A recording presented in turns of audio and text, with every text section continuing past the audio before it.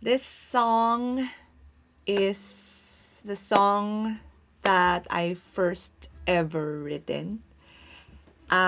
It's called Alapaap or Clouds, I guess. And I've written this when I turned 18, and I, and it's dedicated to my parents who have been there ever since for me and who guided me all throughout my years, and it's just like my way of wanting to thank them for being awesome and for being just the great parents that I needed. They've never heard this. I've never shared this to them, but yeah, here I am.